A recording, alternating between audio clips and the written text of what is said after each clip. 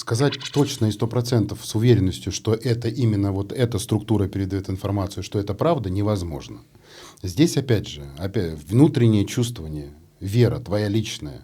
Вот, допустим, я перед тем, как начать создавать этот проект, я в себе лично поверил о том, что та информация, которая дается, она дает мне возможность трансформироваться и развиваться. И для меня это стало отправной точкой запуска вот этого всего проекта. И я уверен, что многие люди, которые соприкасаются с информацией проекта Кассиопея, они тоже начинают задумываться, трансформироваться и улучшаться. Приятно начинать наш подкаст, особенно когда у нас вне кадра сидит Илья Саглянин, наш общий друг. Привет тебе, Илья, мы тебе туда привет передаем, и даже обязательно тебе покажем виртуальной камерой назад. Но на самом деле сегодня у нас достаточно знаковое интервью, потому что, честно скажу, и ты это прекрасно знаешь, все 6 или 7 лет, что существует Кассиопея, я вас всегда троллю. Да, я, во-первых, тебя приветствую, Николай, да, Илья, взаимно, тоже тебя приветствую, да. Ты знаешь, за вот эти 7 лет существования проекта Кассиопея, да, я, наверное, смирился с тем, что нас троллят. И я, наверное, даже понимаю тех, кто нас троллит. Почему? Потому что если бы мне 10 лет назад тоже кто-то рассказал про проект Кассиопея и показал бы мне его по телевизору, вот не поверишь, я бы, наверное, троллил жестче, чем ты. Почему? Потому что то, где я нахожусь сейчас, да, это вот такого легкая шизофрения. Потому что доказательств контакта не дают. Контакт можно почувствовать только лишь через себя, через свое духовное сердце. И здесь очень сильно влияет момент веры. Веришь ты в это или не веришь? И достаточно большое количество людей, контактеров, они через себя, когда пропускают информацию, они ее передают так, как они это могут, так, как они это воспринимают. Насколько у них хватает их понятийного аппарата. Да, абсолютно. Осознанности. Я называю это осознанностью. Багажа знаний, простыми словами. Да, багажа знаний. Поэтому, находясь на должности руководителя проекта Кассиопея, я каждый раз сталкиваюсь с огромным количеством разных интерпретаций одного и того же. И с огромным количеством тролля. Тролль, я считаю, дает мне возможность, как руководителю такого странного проекта для многих, его более-менее гармонизировать и встроить в массу, потому что духовным развитием занимаются в основном только религии.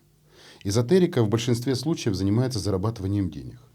А вот совместить приятное с полезным, духовное развитие и финансовое развитие, и построить настоящий классный проект, который действительно будет помогать людям, это такая очень серьезная задача, и я считаю это своей задачей на это воплощение. Ну, то есть у тебя получилось совместить духовное с деньгами? Я это стараюсь сделать, я стараюсь совмещать, потому что строить на что-то надо проект, и в то же время надо людям давать не какое-то втирательство информации, а давать возможность самим выбирать, что им ближе к сердцу. И не навязывать эту информацию. Это тоже очень достаточно сложно, потому что люди, которые в основном верят в это прям вот досконально, там, нет, я уверен на 100%, они начинают ее просто, эту информацию втирать. Я же здесь стараюсь ограничивать. Я говорю, хотите верьте, хотите нет.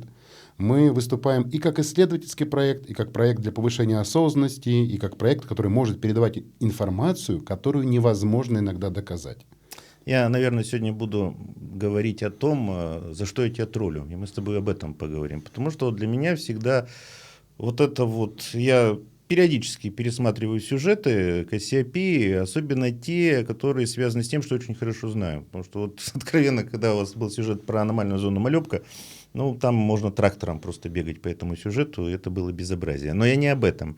Я хочу сказать об основной моей претензии к проекту, потому что мы в свое время, и мы поговорим об этом, прошли через очень похожий опыт, который на самом деле сейчас продолжается. Просто я не всегда афиширую, господи, я сейчас скажу, что я тоже контактер.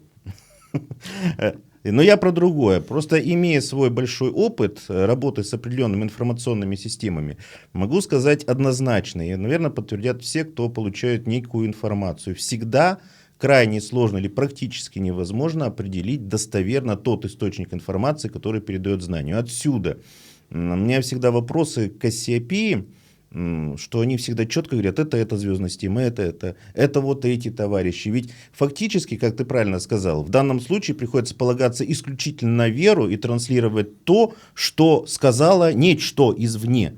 Вот у меня основная претензия, потому что когда мы, например, работали, ну, мы говорим, вот это просто было передано, а так это или не так, это сложно сказать. Да, на самом деле ты абсолютно прав. Сказать точно и 100% с уверенностью, что это именно вот эта структура передает информацию, что это правда, невозможно. Здесь опять же, внутреннее чувствование, вера твоя личная. Вот, допустим, я перед тем, как начать создавать этот проект, я в себе лично поверил о том, что та информация, которая дается, она дает мне возможность трансформироваться и развиваться. И для меня это стало отправной точкой запуска вот этого всего проекта. И я уверен, что многие люди, которые соприкасаются с информацией проекта Кассиопея, они тоже начинают задумываться, трансформироваться и улучшаться. Потому что мы живем в материальном мире, и в основном все наше воспитание, оно материальное. Вот с детства, с детского садика, со школы, там будешь хорошо себя вести, пойдешь в школу, будешь в школе хорошо учиться, пойдешь в институт, будешь в институте хорошо учиться, пойдешь директором работать.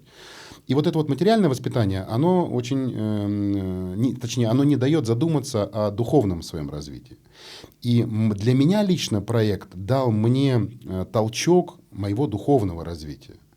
То есть та информация, которая дается, ее невозможно проверить. Но, кстати, вот по поводу невозможно проверить, я бы, конечно, тут не вся информация. Например, например. Ну, например, они дают какую-то информацию, которую уже давали какие-то там буддийские писания, либо какие-то там китайские какие-то философы, либо дают информацию о действии каких-то растительных веществ, да, на человеческий организм. Ну, там же это можно проверить, это же все есть в книгах. Невозможно проверить информацию, касающуюся там расположения планет, на которых мы не можем попасть. Или там, как они там живут, что у них там происходит. Да. Все же касается вовне. Мы везде указываем дисклеймером о том, что информация научно недоказанная. Хотите, воспринимайте как фантастику, хотите, воспринимайте всерьез, хотите, чувствуйте сердцем. Потому что у меня задача как руководителя не создать огромное общество сумасшедших, а создать людей, которые будут грамотно думать в отношении той информации, которую нам передают. Мы не знаем, я не знаю достоверно 100%, кто это, но я вижу, чувствую, понимаю и ощущаю. Вот ты говоришь, я контактер, да, я тоже контактер, но я по-своему это все чувствую, я по-своему вижу, я по-своему воспринимаю. И для меня то, что они дают, является толчком для духовного развития. Я считаю, что на нашей планете очень сильно не хватает духовного развития каждому человеку. Я тебе даже больше скажу, на самом деле мы все контактеры, просто Да. многие не верят, что они могут получать информацию какую-то вот, ну, человек как антенна, то есть вот эта вот информация на самом деле навсегда идет. Да. Ученые делают на основе этого одновременно какие-то открытия, хотя да, они думали об этом, бах, открытие. Некоторые люди используют это, которые научились слышать вот это вот, то, что приходит, как прогностику на ближайшее будущее, типа, ох, кто-то мне там подсказал, ангел там на плече сидел, подсказал. На самом деле все контактеры, просто мы не умеем с этим работать. Вопрос знаешь какой, наверное? Ну, опять же, смотрю вот...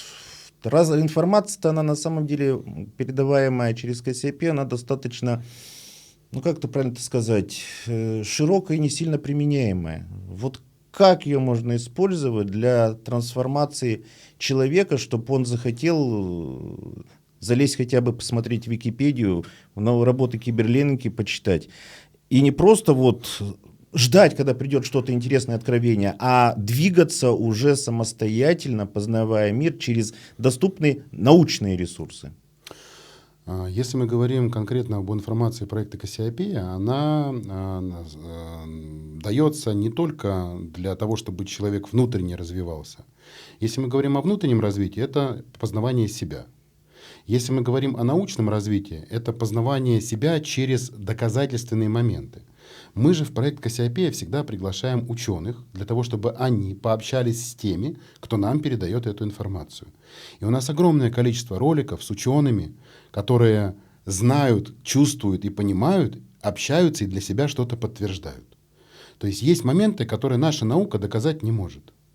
Есть моменты, которые наша наука пришла опытным путем, но как это реально работает, они не объясняют. Мы задаем вопрос тому разуму, условно говоря, тем структурам, которые нас курируют, с нами общаются, и они начинают рассказывать простым человеческим языком, как устроено мироздание, что такое энергии, что такое там стихии, как это все складывается, формируется в атомы, там, в структуры. И у них не атомарная структура мироздания. Это с теми, с кем мы общаемся, кто нас курирует непосредственно. У них все состоит из энергии стихий. 4 стихий, которые дальше складываются в процентном соотношении, потом образуются вот эти вот атомы, там, то, что мы называем атомами и так далее и тому подобное. То есть все, что-то можно проверить прям реально, что-то мы проверить не можем. Почему? Потому что не существует еще таких оборудований, которые могут делать эти замеры. Я хочу как раз вот еще высказаться по поводу нашей науки. Ну вот аура, как ты считаешь, есть, существует? Ну, с точки зрения последних научных работ, которые я буквально вот недавно читал в связи с тем, что мне нужно был один прибор сделать, который определенное излучение фиксирует. Оказывается, наши ученые сейчас доказали, что, мы все прекрасно знаем, мы излучаем тепло, тепловые волны. Да. Мы излучаем определенные Магнитные волны. Но оказывается, что тело человека, клетка, излучает в видимом световом диапазоне свечение просто настолько микроскопическое, вернее, настолько малой не плотности, а малой силы, что глаз его ловить не может. Приборы могут. Вот буквально месяца 3 назад научная работа по этому поводу вышла. Об этом говорил давно.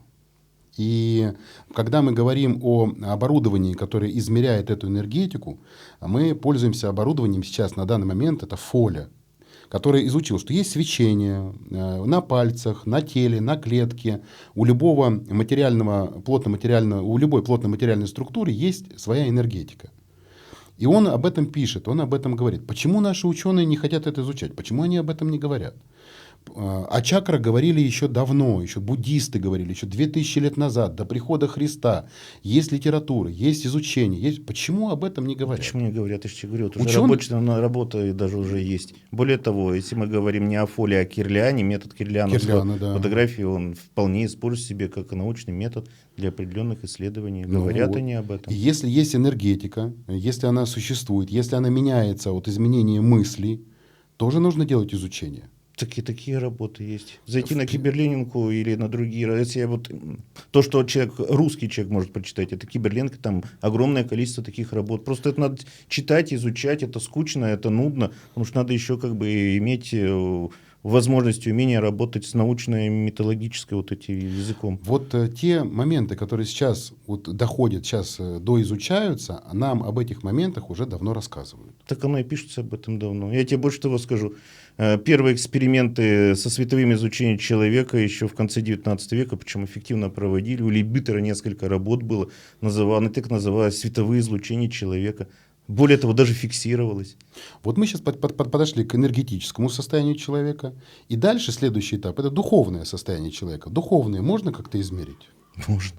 Тоже можно. Как? В свое время это называлось эктоплазмой. Даже фотографировали. Подожди, тут в свое время это называлось. А точно ли они называли то, что мы говорим духовным? Может быть. Я тебе просто говорю о том, вот ты сейчас говоришь, наука об этом не говорит. Говорит об этом наука. Можно спокойно найти научные работы, связанные и с биологическими ритмами человека, и с биологической активностью, и с излучениями. Вот буквально мы тут проводили в том году эксперименты с резонансами Шумана. Американские, к сожалению, ученые, наши пока осторожно с этим работают, провели великолепнейшее, обалденное научное исследование с использованием приборов и доказали, что планетарные резонансы Шумана находятся в дикой синхронистике с альфа-бета-ритмами. И что фактически человеческий мозг, он является, как это правильно сказать, интерфейсом для работы с планетарными резонансами. А дальше уже следующий шаг, мы можем приходить к тому, о чем мы говорим, о вот этих полях Акаши, о ноосфере. Да, все это есть. Просто я говорю, это написано в специфических изданиях страшно неинтересным научным языком, без инопланетян, без всего, но это есть. Но нам это все объясняют простым русским языком. Мы можем задать прямой вопрос и получить прямой ответ. И я еще ни разу от тех, кто с нами снимал подкасты, информацию, не слышал о том, что мы несем чушь. Вот нету ни одного человека. Есть момент, когда говорят, вот знаете, вот это не доказано, это проверить невозможно. Но то, что мы несем чушь, такой информации еще не было ни разу. Поэтому я всегда приглашаю на подкасты ученых, медиков, специалистов высокого профиля, которые находятся в нашем обществе, уже которые имеют профиль, доказательственную базу определенную. И вопросы, которые не может объяснить наша наука, нам объясняют. Ну, с точки зрения, соответственно, той науки, которая есть. Опять же, понимаешь, вот спорный вопрос. А не может ли она объяснить? Может, вы просто эту информацию в научных работах не смотрели? Ну, ты хочешь сказать, что Ирина занимается исследованием научных работ? Я не говорю об этом. Я тебе говорю, что у нас самая главная задача вот нашего диалога, я считаю, понять, откуда мы информацию черпаем. Потому что если действительно мы предположим, что есть некий, условно говоря, планетарный глобальный интернет, хроники Акаш, еще что, ну вот какая-то глобальная информационная структура, куда можно подключаться. Ты же понимаешь, что если это существует, то там, как в обычном интернете, будет информация и про науку, и про существ и прочее. Ирина, как человек, ну скажем так, не обладающий научной логикой, она простыми вещами говорит о том, что уже известно. То есть трансформируя, как мы делали на РЕН-ТВ, когда... Это самая страшная тайна РЕН-ТВ, почему мы всегда снимали передачи простым языком, что называется, потому что по статистике, которую нам присылали каждую неделю, средний уровень, товарищи зрители, простите нас, но средний уровень — это статистика 8 класс. Поэтому нам всегда приходилось передачи адаптировать на простой понятийный уровень. Вот я тебе о чем и говорю. Поэтому, понимаешь, вот под видом контакта может быть действительно общение с неким планетарным разумом, живой геи, которое дает нам неразумным, в принципе, тоже, что уже есть. Но только вот, ребята, либо вы... Так как вы еще слабенькие головой, сказочки мы вам расскажем, которые сказка ложь да в ней намек. А если у вас мозги тоже подзаточены, мы вам можем что-то научное дать. Я тебе вот о чем говорю.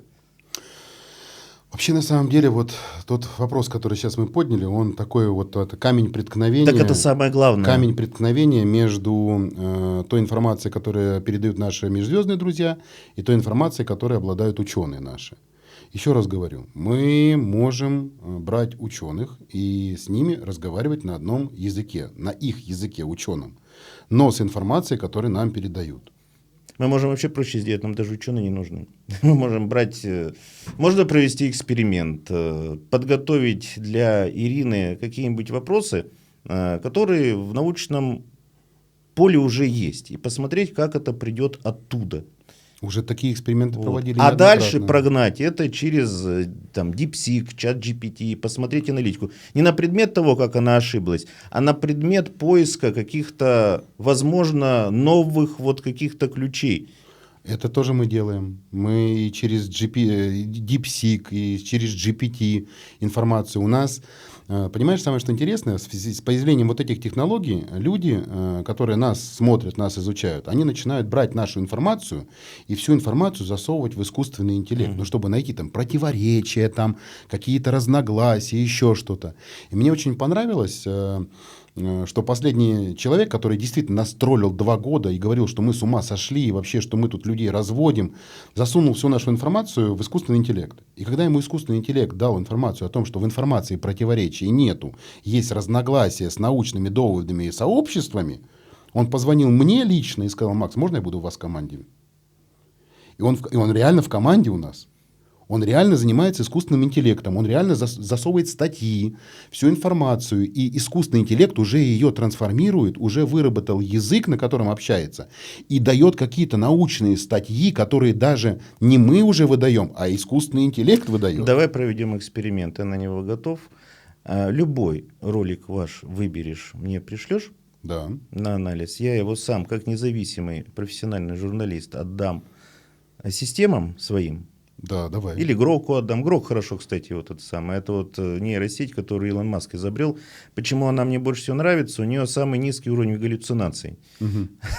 Тоже новый термин. Оказывается, нейросети могут галлюцинировать. Что такое галлюцинация? Это когда нейросеть можно уболтать, чтобы она начала фантазировать. И вот есть специальный сейчас тест, проверку, что называется, нейросети на способность хулиганить. Так вот, у Грока самый низкий уровень фантазийности. То есть его очень сложно сбить и заставить. И вот мы попробуем через Грок прогнать какую-нибудь одну из, скажем так, информации Ирины, и я сделаю честный независимый ролик, что скажет сеть. Я предлагаю все 900 роликов загнать. Ну, слушай, я пупею.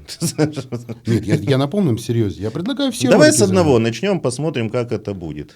Этим занимаются уже другие. Я с удовольствием с тобой проэкспериментирую на эту тему. Почему? Потому что я уже за эти 7 лет существования, я уже, в принципе, ничего не боюсь. И если даже находятся какие-то вот разногласия, да, ну, допустим, ты найдешь какие-то разногласия с помощью искусственного интеллекта, но мы должны обязательно потом по этому поводу пообщаться с нашими межзвездными друзьями. И продолжить. Нет, я расскажу для чего. Потому что иногда то, что мы считаем разногласиями, после объяснения некоторых нам непонятных вещей, встраивается в структуру нашей осознанности, и мы начинаем видеть всю картину Так целиком. я тебе про это и говорю. Это очень интересный диалог между искусственным интеллектом и, ну, условно, межзвездными братьями, хотя мы не знаем, на самом деле, откуда мы получаем информацию. Эксперимент можно делать многоуровневый. То есть мы взяли сюжет Ирины. Я, естественно, это перевожу в текст, ну, потому что как анализировать? Там, Может быть, тогда сразу возьмем с ученым с каким-нибудь?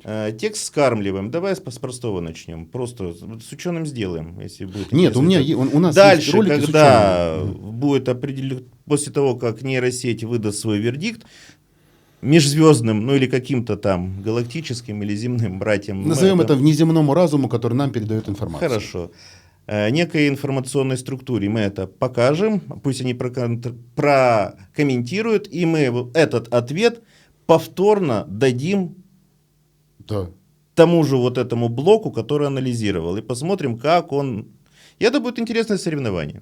Я 7 лет стучусь, дорогие ученые. А дорогие ученые с нами не идут на контакт по одной простой причине. Я объясню почему. Последний раз я с одним очень ученым, моим хорошим знакомым, который занимается лечением раковых больных, я говорю, слушай, ну давай проведем конференцию с нашими межзвездными друзьями. Я говорю, они очень интересно объясняют эту структуру. Они рассказывают, как это образуется, из чего это, как можно это повзаимодействовать. Знаешь, что он мне сказал? Он мне сказал, Максим, я не собираюсь терять работу за 500 тысяч рублей в месяц, общаясь с твоими вымышленными инопланетянами. Нет, но он абсолютно прав, потому что у каждого ученого есть своя определенная карьера и прочее.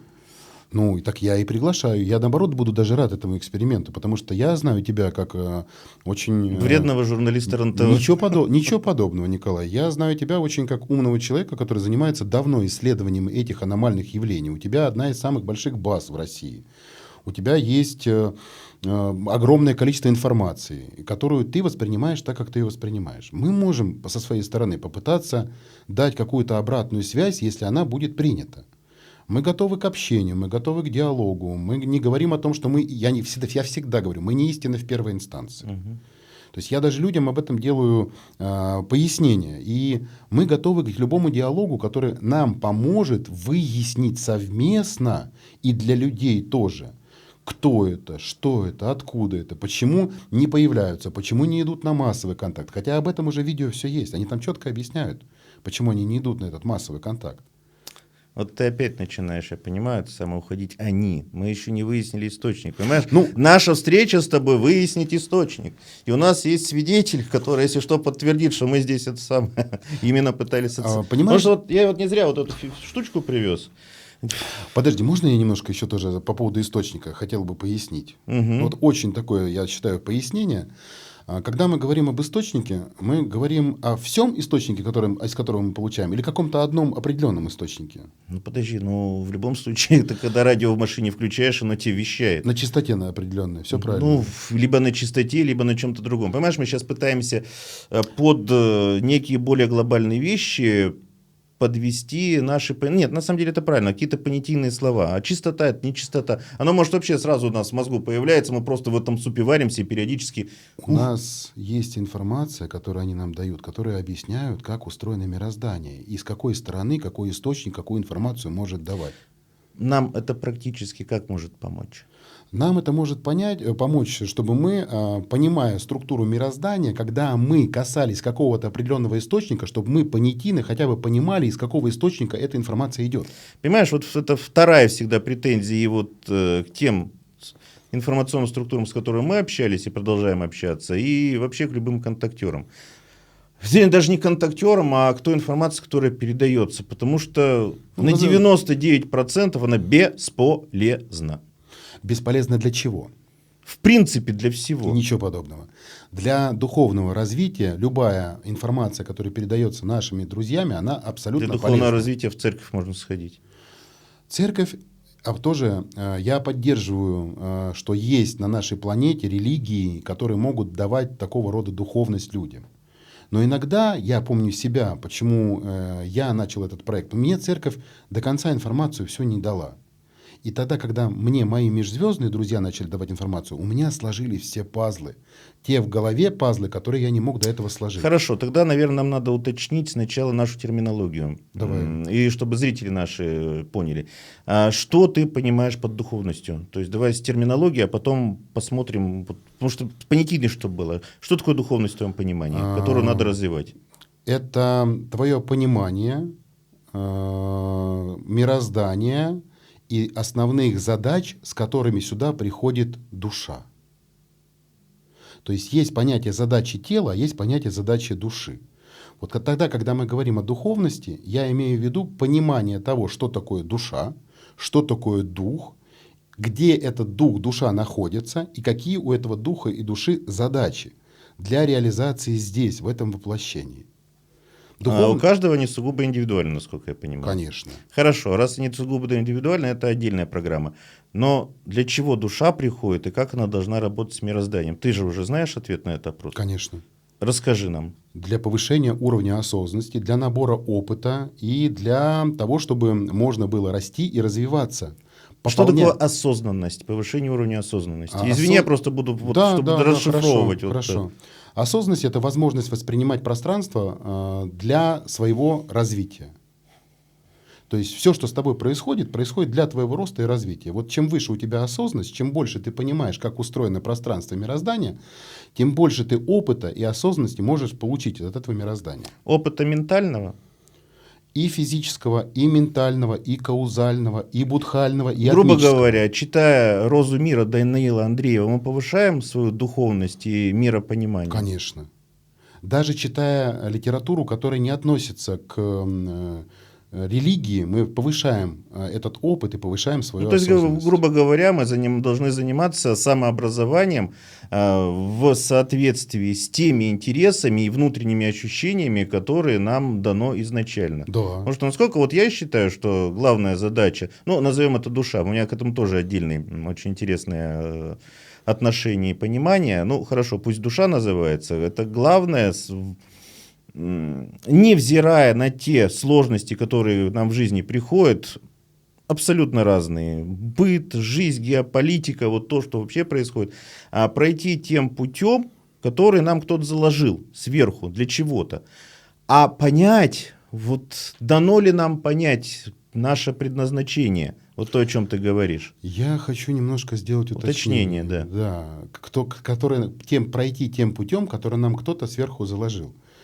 Наш вот этот разум, назовем его так, да, нам рассказывает о том, что мы со своими духовными наставниками выбираем, какие качества мы должны в себе развить и приблизительно каким путем мы можем пойти. То есть мы сами сюда приходя, выбирая родителей, выбирая тело, ДНК, энергии, которые есть в этом теле, мы прекрасно понимаем, какие задачи мы сможем решать. Выбираем мы. То есть, грубо говоря, ты хочешь сказать, извини, перебиваю, что душа перед тем, как внедриться на каком-то месяце или неделе, она тут проводит исследования. Наши друзья говорят о том, что это происходит в момент зачатия. Дух часть своей энергии помещает в клетку, которая соединяется и начинает развиваться. И больше 16 тонкоматериальных цивилизаций участвуют в создании физической материи. То есть тонкие материи своими энергиями начинают насыщать программы, которые есть в этих клетках, и из этого растет человеческий организм.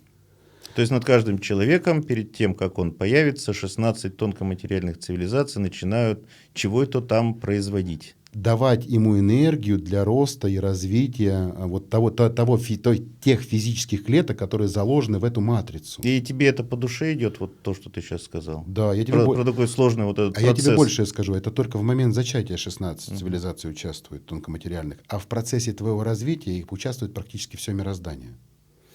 То есть, если мы говорим о том, кто мы являемся частью этого мироздания, как в переносном смысле, так и в прямом смысле. Мы состоим из тех энергий, которые существуют в мироздании.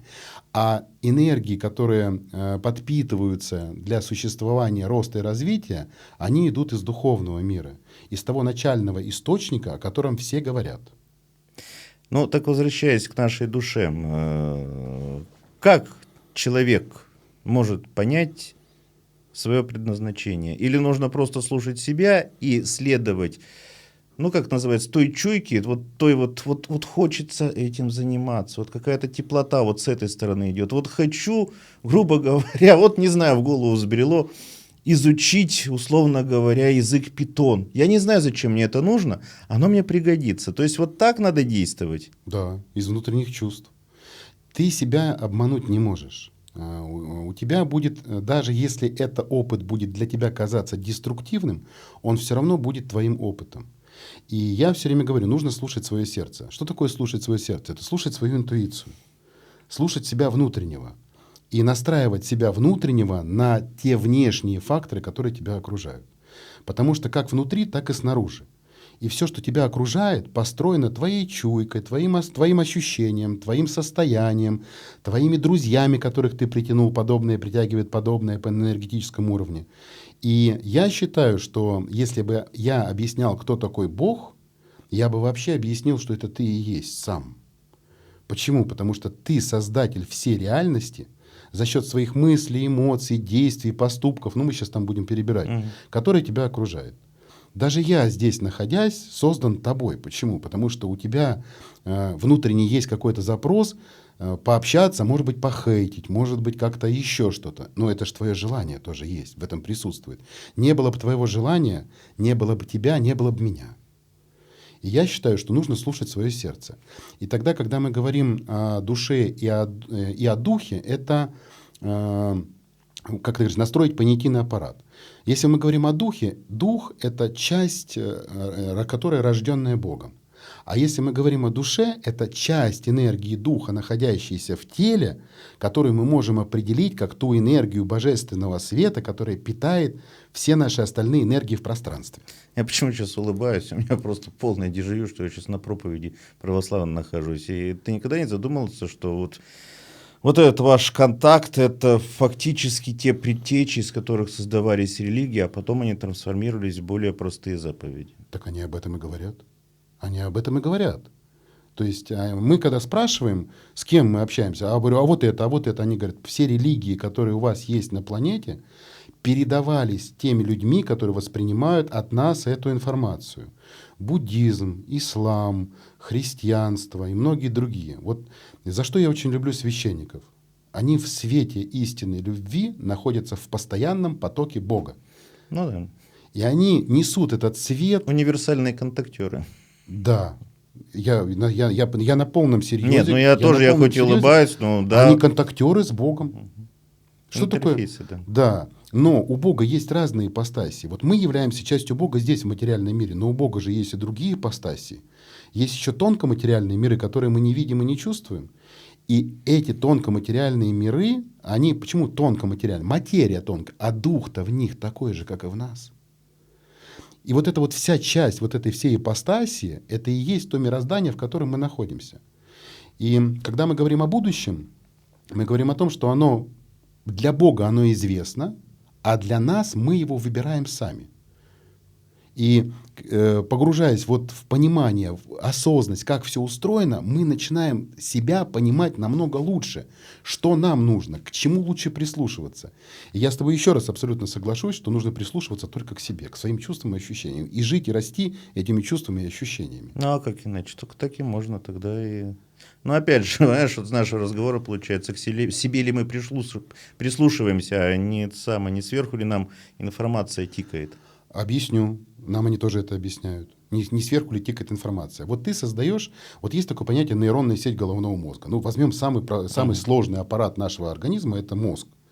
Он излучает энергии. Как эти энергии формируются? Нашими эмоциями.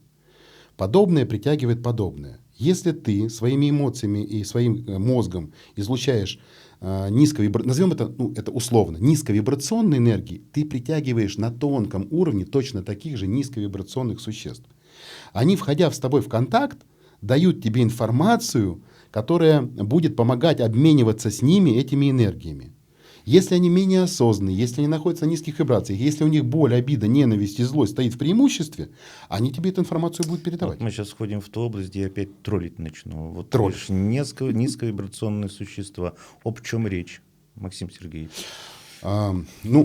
Смотри, опять же, условно. Назовем это все условностью. Нету высоких и нету низких вибраций. Есть вибрации единого Бога, которые просто либо дальше от Него, либо ближе к Нему. Но по той структуре мироздания, которую передали наши межзвездные друзья, есть уровень низких вибраций, демонический уровень, есть средний уровень, а есть ангельский уровень. Ну, также, кстати, и в церкви очень хорошо об этом описано. Есть ангелы, есть бесы. Среднего уровня они немножко не рассказывают о том, что он существует. Элементали, так называемые, да. Элементалии, они же могут являться воплощенными уровнями в тонкоматериальные существа, которые формируют плотно-материальные энергии. Ну, это, опять же, словесный понятийный аппарат. Ну, Да. мы можем говорить слово «эфир», но кто-то будет подразумевать одно, а кто-то будет подразумевать другое. Так же и мы здесь. Я не хочу вдаваться в полемику в словесную, я хочу немножко сонастроить тебя как ученого и меня как мы назовем это так, шизотерика. Потому что мы шизотерики для ученого состава. Я хочу сонастроить на том, что мы заточены на духовное развитие. И, к сожалению, науки о душе как таковой не существует. Есть психология, которая пытается проникнуть в эти духовные вибрации, ментальные вибрации и разобраться. Называется это психосоматика. Угу. Да. Парапсихология, метафизика. Парапсихология, метафизика. Кстати, очень сейчас в связи с тем, что эзотерику опошлили очень сильно, потому что я считаю, что в эзотерике огромное количество людей, которые пытаются манипулировать другими людьми. Ну, так и есть. Для Эзотерику достижения... начали сейчас пинать ровно потому, что огромное количество людей, которые думают, что они что-то знают, а некоторые просто откровенные мошенники и занимаются тем, чем они занимаются. Да я скажу, не некоторые. Вот, находясь на должности руководителя этого проекта, я понимаю, что не некоторые. Очень много мошенников.